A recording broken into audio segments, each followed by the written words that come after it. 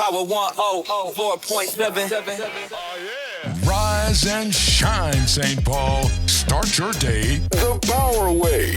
The Wake Up on Power 104.7 FM. Monday through Friday from 8 to 10. Let's go. Let's go.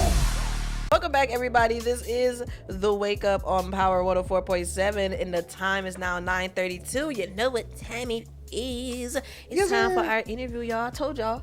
We got a special person in the building, someone who will be headlining performing at 7th Street Live Saturday, August 8th. Make sure y'all come out 12 p.m. to 4 p.m. 7th Street in Hope. But this individual also has hit some phenomenal stages, worked with some iconic individuals, made top 20 on The Voice. I'm excited that this individual is here and being able to have a conversation with us. I feel grateful. You want me to tell you how I remember this person? Go ahead, real quick. Just this young, short, skinny kid singing loudly through the hallways. That makes sense. Every day. That makes sense. Every day, man. My Polar family, man, Cameron Wright's in the building. Hey. What's up? What up? What's up with y'all? Yeah, Polar family in the building, bro. You gonna keep saying that, ain't you? I'm here, bro. I gotta rub it in. Oh my goodness. We ain't from Camden. I don't. First of all, I don't know what a Camden is. Okay. I am a patriot. Okay. Yeah. Thank you. Let's make sure you're good. Put your mic this way a little bit. Yep, there we go. There we go. All Video right. gotta see you. You gotta, you know what I mean? Gotta let the glam hit. You know what I'm saying? Yeah. Let that smile hit, bro. 9 a.m. glam. Yeah. Period. Which is just washing your face. What Beyonce say that morning do? Okay. Wow. But how you doing though? I'm finna go home good. already. I'm happy to be here. I'm glad. Beyonce talks finna get serious. So I told him ahead of time. I said, I hope you know we're talking Beyonce today. I talk Beyonce a lot. I'm a real beehiver, like the one who's like a part of the cult, a little crazy. So I was like, yeah, we're talking about this. He was like, here we go. So, but we ain't gonna talk about it right away. We gonna get into everything else. I ain't gonna lie, I'm used to it. But. Yeah, but let's get straight into it, man. A lot of people know you from The Voice, right? But let's talk about who Cameron Wright is, or was growing up in North Minneapolis. Well. Primarily, I was the child of Tanya Hughes, a prominent gospel singer in the community. I grew up, as it's been said, on the north side. I went to North and Hall Elementary, and I just was a regular black kid, but just with this desire to sing, and I always led with that. In every school I was at, I was always in a talent show. I was always singing at somebody's graduation. So I guess that was my thing. Okay, and it paid off. It paid off. I love it. I love it. All right, so growing up in a family that music was already heavily influenced, how was that for you? Was it like y'all woke up every day and someone's always singing in the house, you couldn't get away from it? Like, how was that for you? I feel like I was the one always singing. Okay. Although my mom was a singer, I was the one annoying everybody. Okay. My granddaddy used to always say, "Oh, I wish you would shut up." But yeah, it was really me. But I would say, get a lot of training singing with my mom on stage in that church. So that was definitely a huge part of my upbringing. Absolutely. I feel like church kind of influences a lot of artists and their creativity, and like you said, the training and that stage presence, getting them ready for a real big stage. Does church do that same for you, or did it do that same for you? Absolutely. I always talk about this with all musicians, but me and L.A. Buckner, we always talk about how church is the primary training ground for any top musician in the world. Primary. For sure. I agree.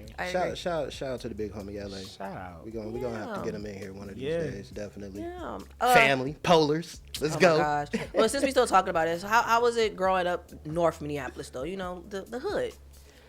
Well, it was fine. Originally I was born in St. Louis. Okay. Right? I grew up here. So with that knowledge of like other black cities, because I spent my summers with my grandparents, North Minneapolis don't feel like a hood. Like it feels like a black community. You know what I'm saying? It don't feel like I'm in North Philadelphia though. Right. Okay. But it just felt like I was, for me, it was just like around kinfolk. Yeah. Yeah. And you felt like you always fit in. You never got bullied, nothing like that. Well, I wouldn't say I felt like I always fit in because I'm hyper femme. I was obviously visibly queer, but I don't think that that didn't really deter me or like diminish anything that I felt about myself. So I never was like a kid that felt like, oh God, I'm getting known. I had a lot of confidence. I also had momentum. Like by the time I was 12, everybody in the state, knew that I had done a gig with Stevie Wonder. So I wasn't untouchable. I just was doing my stuff, Absolutely. Yeah, no, I feel that. So, no, I was not bullied. Okay, good. I'm glad though. I'm glad. Low key, he do got hands. You know what? Oh, you be. Oh, okay. I seen it. So you said mess around and find out. For real. Hilarious. All right, well, let's talk a little bit more because I do want to get into The Voice, but before we get there, right? You've already worked with some iconic individuals. You said Stevie Wonder, Beyonce, Kelly Rowland. You were at the Oscars. All these things. How has that shaped you moving forward with the music? Because, like you said, you already, your mom, gospel singer. You already know that life a little bit, but then you start stepping into your own and making a name for yourself. So it's funny because like all the things that I just mentioned are really the things that shaped me just as a singer. That's like the base. Okay. I feel like getting into the work as a supporting artist or a background vocalist, that has opened my mind to a business perspective that I wasn't even aware of. Like touring, seeing like what people do with $1 million budget. I was introduced to things that I would have never known just, as in my own emerging journey. Yeah. But like doing Coachella with Beyonce. Ooh. That was very eye-opening. Just getting off the Boy Is Mine tour. That very eye-opening. Oh, so I feel like the phase that I'm in now is learning even more about business. Yeah. Yeah. I think that's the next phase. My question for you is just, us growing up, being in those lunchrooms, singing and stuff like that. And like I said, you walking up and down the hallway, just at the top of your lungs, just singing all the time. And certain songs that just so happen to be certain people that you've been touring with. How did you feel once you hit that? Like, would you want to go back and tell the younger you, like, hey, all that singing you kept doing, keep doing it? That's such a good question because it's funny. And follow me here because I don't want to sound cuckoo, but I do it all the time. I do mirror work is what they call it. And every time I have a major accomplishment, I literally just look in the mirror and I just start affirming myself. Like, wow, you did it. And clearly I haven't blossomed to all that I can be, but for me, I know people have like milestones that are like whatever. Getting the tour with Kelly, for me, that was one of those moments because Destiny's Child, I loved them growing up. And that was definitely a moment when during that whole tour, I would just, wherever I was, I would just stop and be like, wow, you're literally kicking it. I was with Kelly in May in Chicago, and we were in the Four Seasons in her hotel room, and I had to pause and think like, I'm chilling in the Four Seasons with Kelly Rowland and her assistant. And I used to idolize Destiny's Child. So, yeah, I tell my younger self big ups all the time. I love For that. real. That's beautiful, I bro. love that. Like, me getting on this journey because, like I said, it was an eye-opener for you. It was like, once you walked in, you was like, oh, hey. You know what I'm saying? And me just seeing a lot of people that we grew up with and the accolades that they coming from, and then just seeing you out doing your thing, definitely getting supported by Jamesia Bennett because she definitely talks about you so much. Shout out to Auntie. Shout out. When you started like really, really, really taking this avenue, what kind of struggle did you have to overcome to like really get on point with this? Man, so I would say I wasn't even aware of like all the struggles until I moved to LA because I just went full force. And obviously being black, you know, is always going to be a looming struggle because we live in a world where we just got to press a little bit harder, even though we're exceptional, you know? Then on top of that, like, just me being very comfortable in my identity, like, everybody ain't up to speed with that. And, you know, that's another thing that you have to push through. So those are primarily the two things. Even when I did The Voice, like, y'all, it's... you would have no idea the things that go into, I would say, that show. But being a black contestant on that show in itself, it was just like, all right, Cameron, put your game face on, put your game mind on, and just get through this. Absolutely. So, yeah. Absolutely, I love it. We segue into The Voice, right? Or you still had more Beyonce Nope, to talk? I still got more Beyonce, Kelly Rowland talk. I already knew it. That's why I had to ask, make sure. No, I wanted to know, how did you get on the radar of them though? Like, how did that happen? They who they contacted you personally? They went through some folks. How did that happen? No, it would have been so cool to get a personal phone call. Yeah, like, hey, them. this is Kelly Rowland. No, it's not. Hang up. But no. And then they call back like, no, this is really Kelly Rowland. So I will say, okay, I'll tell both stories. The Beyonce thing was more like, you know, just booking a job. There's a family friend of ours, his name is Magoo, and he's worked with her for years. And as she was preparing to do Coachella, they were looking for a choir.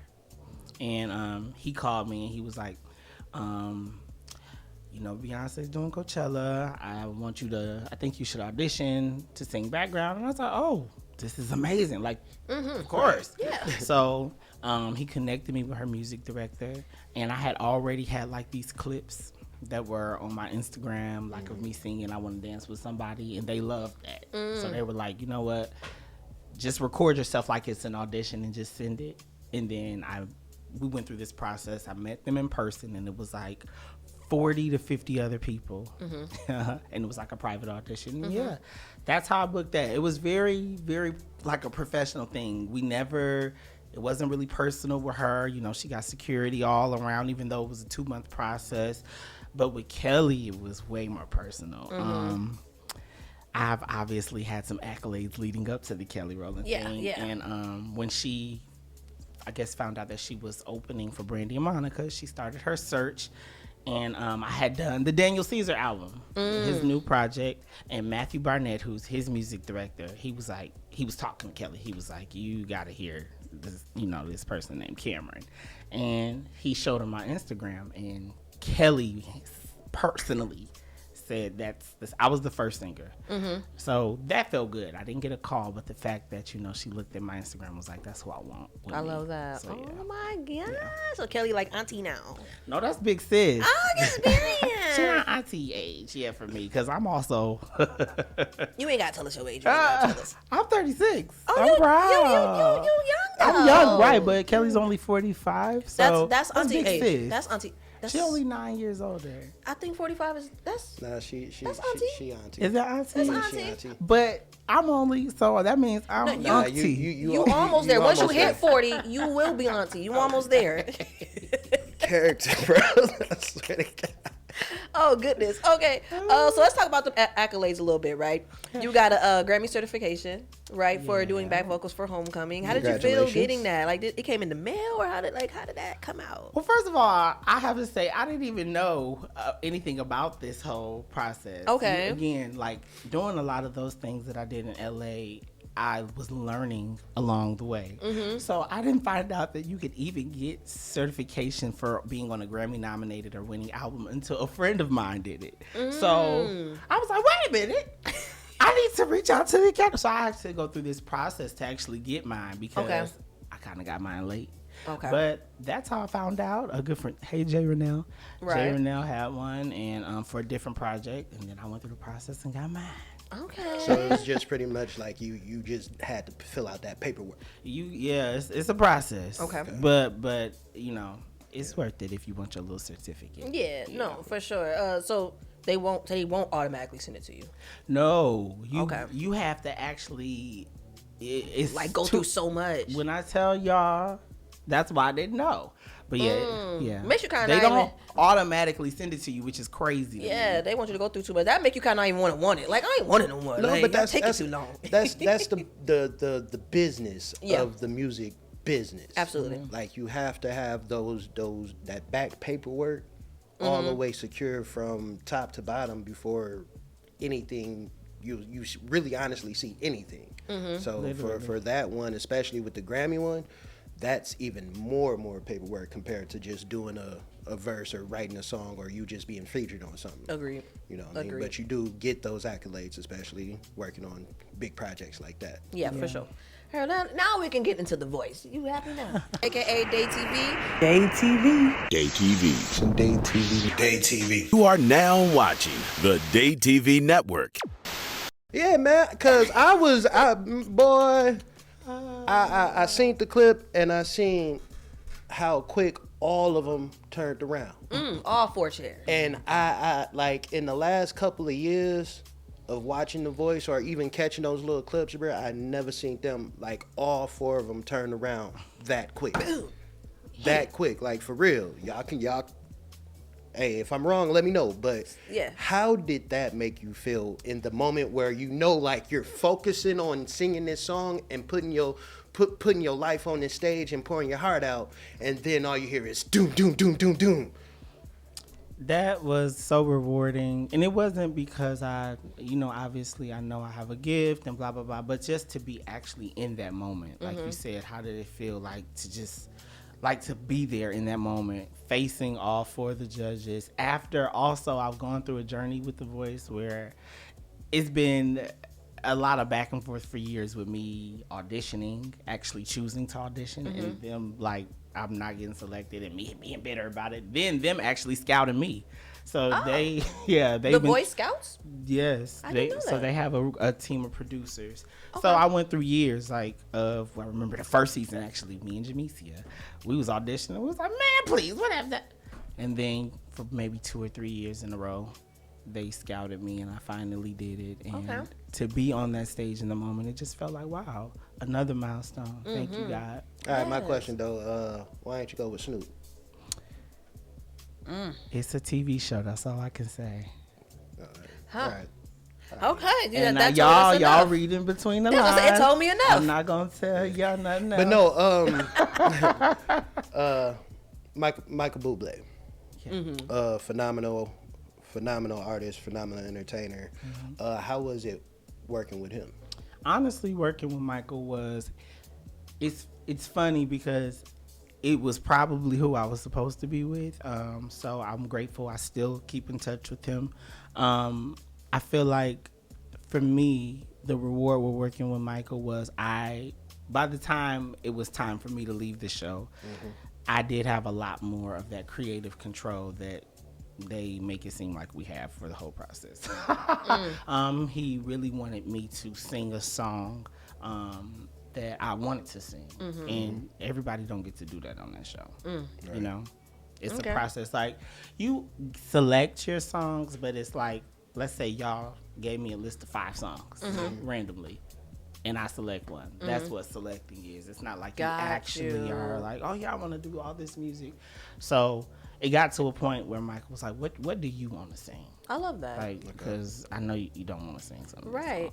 Songs. What made you, so after all your accolades, because The Voice came after all these accolades with Kelly and Beyonce and all that, right? Well, Kelly was after The Voice, but everything else was before. Yeah. So what after being able to work with all these amazing other artists and all that, what made you say like, I'm gonna go on The Voice? Because I feel like anybody else would have been like, oh, I'm too good for The Voice. I done did this. You know, I'm past that stage. I don't need people to find who I am. I'm already working with the people, big people. So what made you want to say like, I'm gonna audition?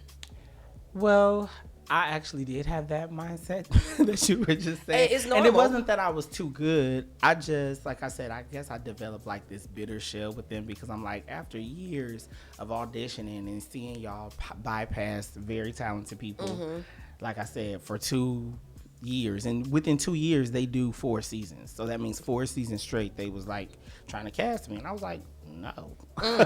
And then I had a conversation with my partner and he was like, why not? What do you have to lose? You get to be in front of, I don't care if the ratings are declining. It's millions of people, it's exposure, and you get to do whatever you choose to do with that opportunity. You sit in the power seat with this. Or you can wield your power to somebody else. Definitely. And I was like, oh, okay. And I got on the phone with Lamont Leak, my producer, and we put together a package, and I was cast. That's what's up. I love that. So on The Voice, you were recognized as the first openly non-binary singer to reach the playoffs. Do you feel like that puts you on some kind of pedestal, like you have to represent for this specific group of people? Yes. Because I went on the show to sing. I was like, listen, after I had that conversation with Kashif, I was like, great, I'm gonna go on there, I'm gonna do my best. And I didn't realize all the other things that were a part of that process. And unfortunately in my eyes, but fortunately, because everything is divine and happens the way it's supposed to, I don't feel like I was performed at 100% during that show, because my mind was always somewhere else. Always. Yeah. Okay. So yeah, there was a lot of pressure. I believe it. Yeah. So let's talk about each of these rounds, right? Blind auditions, you did The Way We Were, right? And then that moment you were able to choose that song for blind auditions. I wanted to sing that, but it was selected for me. It was selected for you. But, okay. I wanted to sing that. So how this works, I think I can say this if I can't, child. Again, they gave us a list of songs, and that first list, it was a bunch of music. So from that list, I think we sent over our top 5 or 10, I can't remember. And I chose 5 songs that I knew I wanted to sing. Like, it was some songs, okay? You want to give us a little glimpse of that top 5?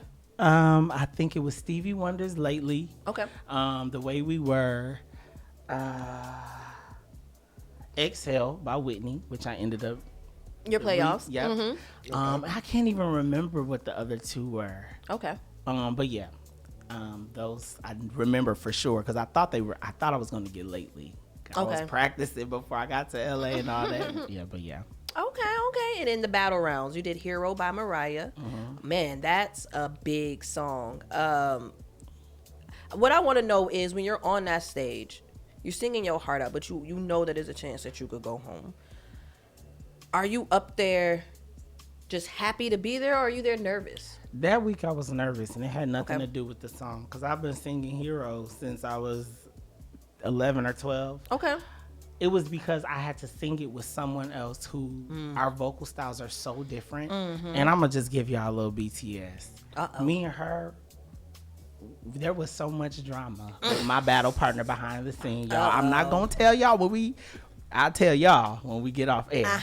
But so I was so mad, because I'm like, I already know the criticism. They were like, oh, why they choose such a big song? And I'm like, I could sing Hero in my sleep. Ooh, what's happening off the screen with NBC and me and this girl is, I'm going to say this because I can't say this. I actually almost quit the show that week. I had a conversation with my producer. I was like, we're not live. Y'all have people in the wings, because they were also they filmed 2 seasons at a time. So they were flying people back and forth for the season after us, getting their packages together. And I was like, somebody can have I don't want to do this, because I signed up to sing, like, into obviously whatever else, but the other stuff that's happening. So yeah, that's the performance I still haven't watched, because you ain't seen it. You don't want to. I don't want to. Wow.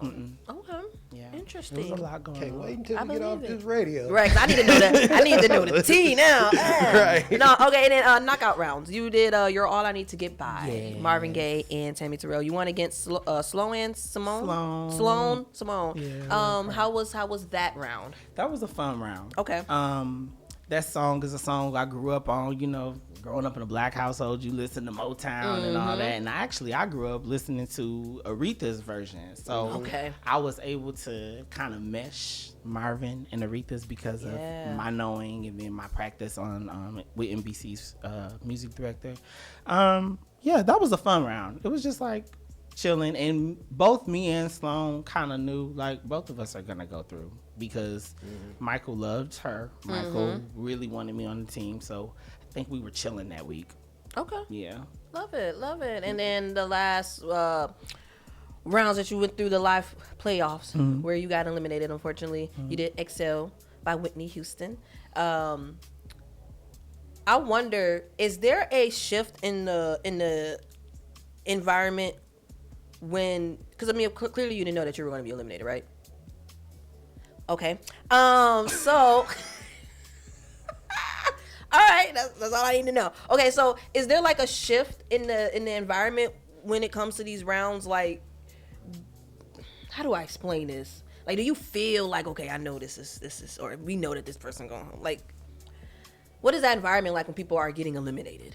How does that feel? Well, I would say just in general, the environment of doing a competitive reality show is always anxiety. And it wasn't that way for me. I was like, listen, y'all, you are getting an opportunity to be on TV to show your gift. Just use it. Even if you're here for 1 week, you're being, presented to 5 million more people than you were last month. Yep. So just take the opportunity. Unfortunately, I didn't realize all the psychological, almost a Hunger Games that filming a reality show requires. So I fell victim to my own. Like, I wasn't even able to maintain my own level-headedness and just until, like I said, the battle week. My blind audition, I was cool. But leading up to that, I wasn't, because I wasn't prepared. But by the time it was time for that performance, I got my head on. The battles, I was not. The knockouts, I was once I performed, just because, again, I knew that I wasn't going anywhere. Leading up to Exhale, I feel like I was, I just had mixed feelings. I felt like I had made a mistake by choosing to do the show. I was just going back and forth, vacillating between, why'd you do this? And, just use it as a great opportunity to be seen. So yeah, that's where I was by then. Okay. Yeah. Unfortunately, you knew why you did it. Yeah. And you know why you were there. Yeah. And all you can do is thank the Most High. Absolutely. I already know that. And crazy work, man. Like I said, crazy work. Yeah. And it is amazing that you are now a part of our 7th Street Live show. Yes. You're coming to our big stage now. Yes, sir. That's exciting. How does it feel being able to have this kind of recognition and have a station such as us actually reach out to you and be like, hey, you that guy, and we want to make sure that you get seen? I feel honored, honestly, anytime I get an opportunity to perform and specifically headline anything at home, because it's home. And I don't want to feel, I've been gone for so long, and I know a lot of times when you come back home, I don't know what I was expecting people's reaction to be, but to just still have so much love and excitement just with the relationships that brought me to this point, brought me to moving to LA, brought me to cultivating my gift. That feels good, because it literally started here. It literally started here. So I'm honored. I remember growing up in the community and being excited to go see artists that I admire. Outside of my mom, the Sounds of Blackness and the Steele family and Excelsior, Misi, Jamesia. So now to be doing the thing that I grew up seeing that inspired me in my journey, I am honored. Yeah, I love it. And then, go ahead. I was gonna say, you already got your song list. You want to give us a little glimpse of what you might be performing the day of?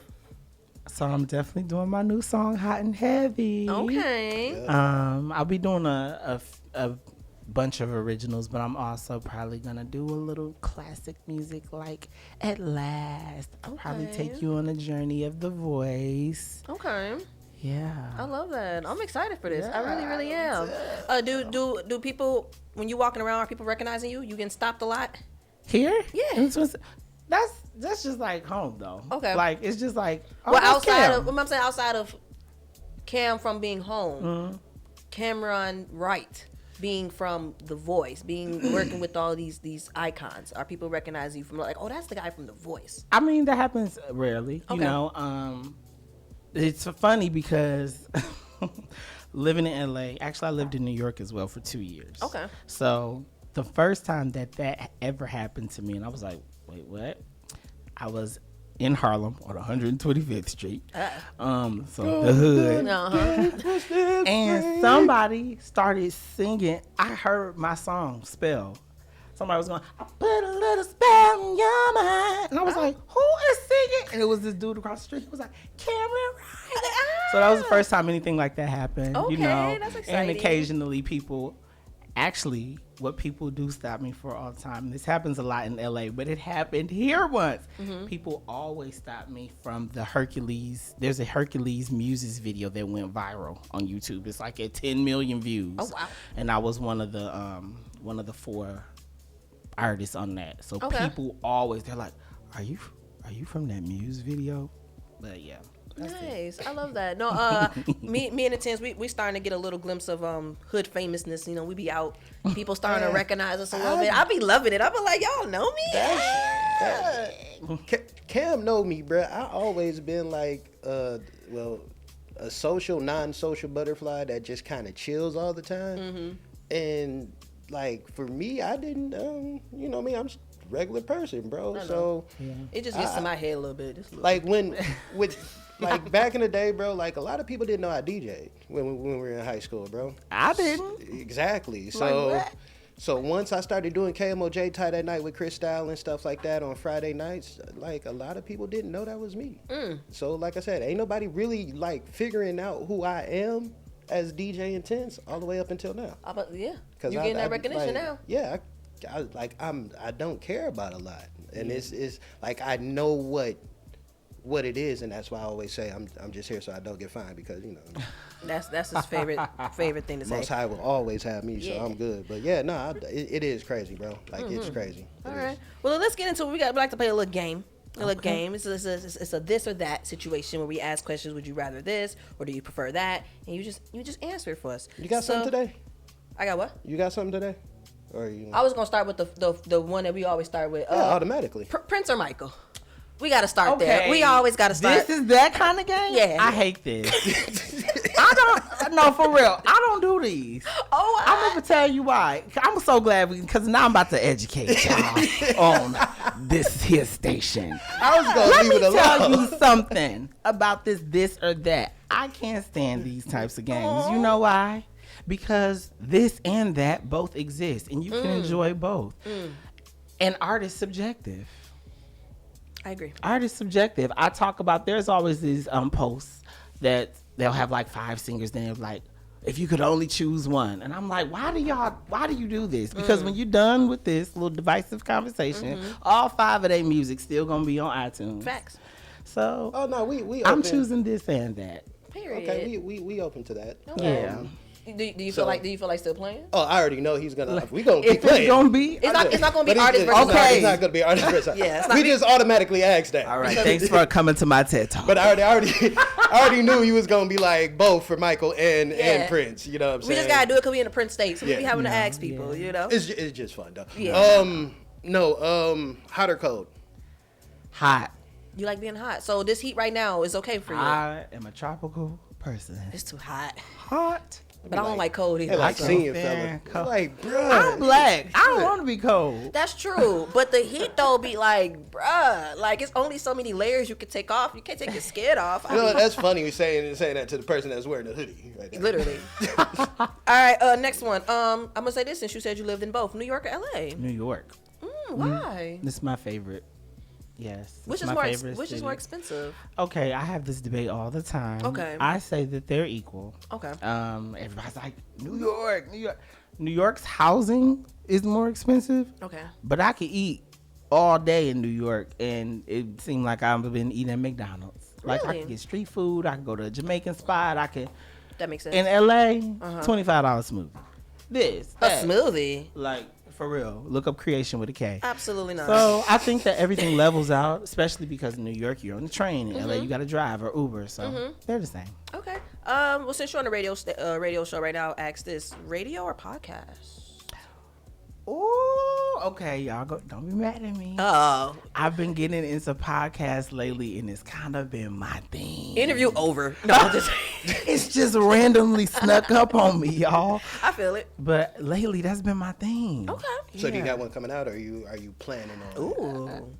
Actually, I am actually developing a podcast with my cousin Kendrick Frazier. Nice. I love that. Yeah. Okay, I'm excited for that. Send us that link soon as I we get will. it together. Yeah. Who? Kendrick Frazier. Kendrick. Okay. Yeah. All right. You got another one? We can throw in one more good one. Man. Yeah. You got to think good about this one. Yeah. Which was another artist one? Nah. Would you rather do tour life or TV life? Tour life. I love touring. Okay. I love it. Where you was running on like a lot of lack of sleep though? Like what's the Yeah, what's tell us a day? time where you was like literally off of maybe like 2 hours if that. There may have been a time. Oh, you know what? There was one time, but this had nothing. Well, it had something to do with the tour, but nothing to do with the tour. Okay. When we did the New York, Jersey shows, Kelly had a one-off for the NBA, meaning like she had a performance that was unrelated to the tour. Mm-hmm. So she wanted the background singers to go back to New York with her from, I think we did Jersey, New York, and then somewhere else on the East Coast. But they had a day off. We were supposed to have a day off. Me and Tiff, the other singer, we flew back to New York, and that 2-day trip, I think I slept. Maybe. It was so bad that I actually made our tour manager and Tiff miss our flight from New York to LA. Just so you could get a little nappy. No, because I was knocked out. I think I had like 3 hours of sleep over 2 days. Because I had this unexpected gig on my day off. When the body shuts down, It shuts down. They was knocking on that hotel door. You was out of there. We were supposed to be at JFK. Oh goodness! All right. Well, look, as we slowly start wrapping this up, what's some advice that you would give to an aspiring artist who saw your journey and they're like, man, I wanna do that? What advice would you give them? I always just say keep going. That's always my biggest advice to anybody, because we have so many hurdles in life as artists. Whatever you do, it comes with the challenge, and just never ever buckle to that challenge. If you have if God put something in your heart, a desire, a passion, you keep going. Absolutely. Yeah. I love that. Facts. Yeah. Well, thank you again, Cameron Wright, for coming through and hanging out with the Morning Wake Up crew. Thank y'all. Yes, this was a fun, very fun interview. Hey, y'all, again, don't forget he will be at 7th Street Live Saturday, August 8th from 12 p.m. to 4 p.m. right over on the east side, 7th Street and Hope. We're going to have live performances, again, including Cameron Wright, also Illism, also Ashley DeBose. Fun, food, music, double dutch, boxing. It's gonna be a live event, Well, so make sure y'all come out. times because Ashley did it too. She did it sure too. did. She did. That is Yeah. nice. Oh, Yeah, okay. yeah, she gonna be in here as well. We getting y'all all in here, so I'm excited. Right. But you want to introduce your single right now for the world to know? Yeah, this is my latest release. It's just a month old. This is Hot and Heavy by me, Cameron Wright. All right, y'all. Well, thank y'all for tuning in to the Wake Up. Come back tomorrow, 10 a.m. Nope, 8 a.m. to 10 a.m. Power 104.7. You are now listening to The Wake Up on Power 104.7. Don't you dare push that snooze button.